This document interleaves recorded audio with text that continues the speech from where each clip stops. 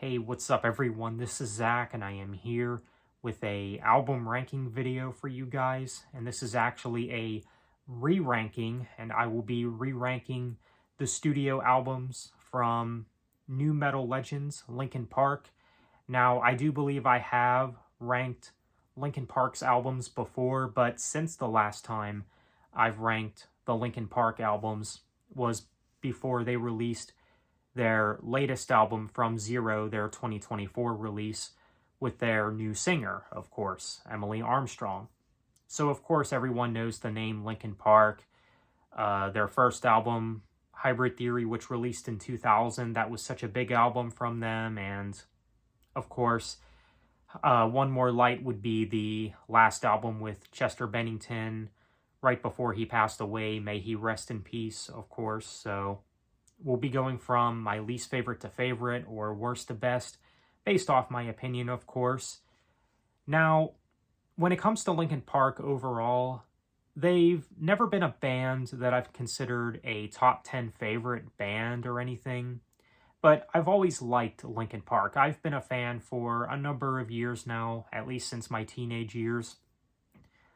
Sometime during the early 2010s was when I got into Linkin Park, so let's go ahead and get started with what I have as my least favorite, in my opinion, the worst album from Linkin Park, and that is One More Light, which was the final album with Chester.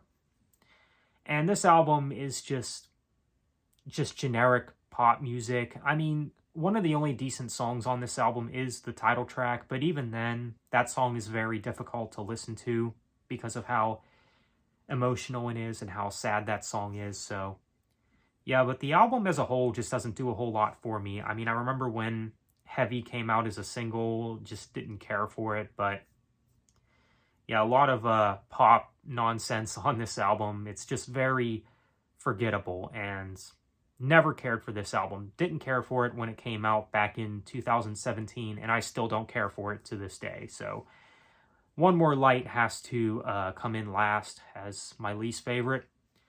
So next, we've got Living Things. Now, Living Things, I think, is an okay album. There's a few tracks on this album that I don't mind, that I do like. Of course, you do have Lost in the Echo on here, Burn It Down, Castle of Glass.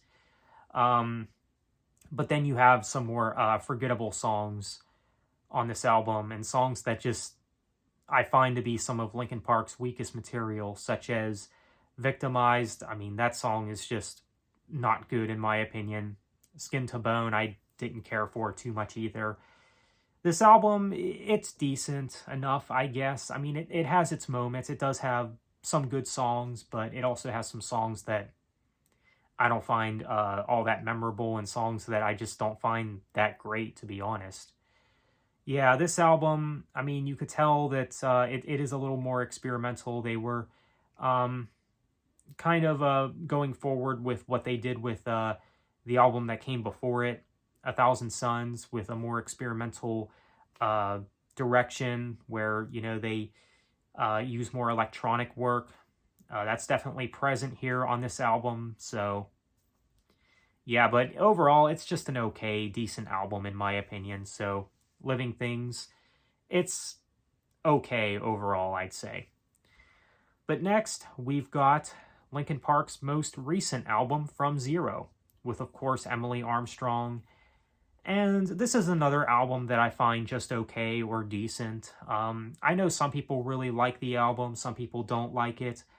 I know new Linkin Park does get some hate, especially with the stuff with Emily Armstrong, which I do get. I mean, I get that it's not Chester, but yeah, you know, when I heard that Emily Armstrong was going to be the new singer for Linkin Park, I was willing to give this new lineup a chance. And overall, I'd say I'm neutral with this new lineup. Don't hate it, but don't love it either. I mean, From Zero, though, it does have some good tracks. I mean, Heavy as the Crown is definitely a highlight for me. And even the bonus track, Up From the Bottom, which I believe was released on the special edition of this album, I really like that song too. So yeah, From Zero, it's actually decent. It's a decent, okay album, similar to Living Things, where it has some songs that I do like, but some songs that I'm not that crazy about. So that's kind of where From Zero sits for me personally. So next in this ranking, we've got A Thousand Suns, which is probably Linkin Park's most experimental album. It is a concept album. Now, my main issue with this album is there's way too many interludes. I mean, is it really necessary to have this many interludes on this album? I mean, it is full of them. It is full of interludes. But the reason why I do have this album above other albums like From Zero and Living Things is because the songs on this album are actually really good songs. I mean, Burning in the Skies, solid track. Waiting for the End, that was, I believe, one of the first Linkin Park songs I've ever heard, and that is one of my favorites on this album. Wretches and Kings is a good song off this album too. The Catalyst, of course, fan favorite from this album. So yeah, again, with the interludes, I mean, yeah, it's a bit distracting, you know, and yes, I do get that it's a concept album, but I don't mind it that much because the songs on this album are actually very solid. They're very solid tracks. So A Thousand Suns, it's actually a decent album. I don't mind it. I mean, it's not the best thing that they've done, in my opinion, but it's decent for what it is. Next, we've got The Hunting Party, which is arguably their heaviest album. And you could tell that Linkin Park was trying to go back to the days of Hybrid Theory and Meteora, those early days of Linkin Park.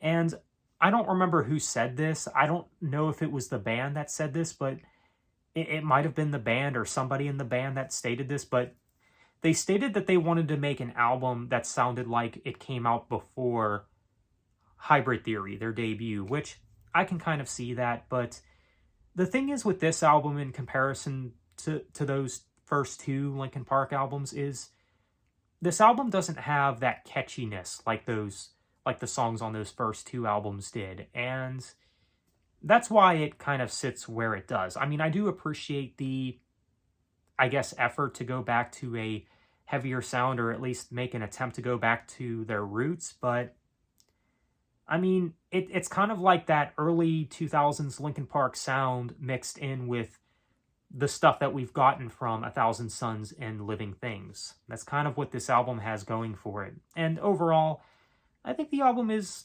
actually pretty good. It's a pretty good album. I mean, it's not amazing or anything, but, you know, this album does have some good songs. Keys to the Kingdom, I think, is a solid track.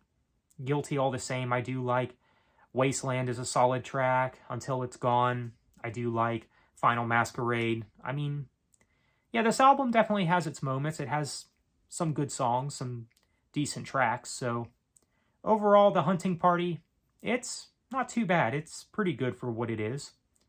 So here we are at the top three. What I have at number 3 is Minutes to Midnight, which I believe was one of the first Linkin Park albums that I've ever listened to in full. And yeah, it's a good album. I don't mind this one.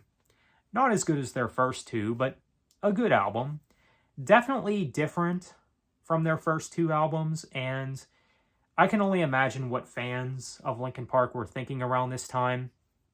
I know that this album is very mixed for some fans because of how drastically different it is compared to their first two albums. It's not as nu metal, it's more alternative, you could say, than their first two, but you know, I don't mind the direction. I mean, yeah, it's maybe not as memorable or as solid as their first two nu metal albums, but Minutes to Midnight I still think is a good album for what it is. There is some good songs on here. Given Up is a solid track and a great Linkin Park song, and Bleed It Out is also good. Leave Out All the Rest, that song has some great melodies, and Chester sounds great in that song. No More Sorrow, great track as well, probably one of my favorites on here. What I've Done, which is one of the fan favorites on here. Minutes to Midnight, it's sitting at number 3 in my ranking.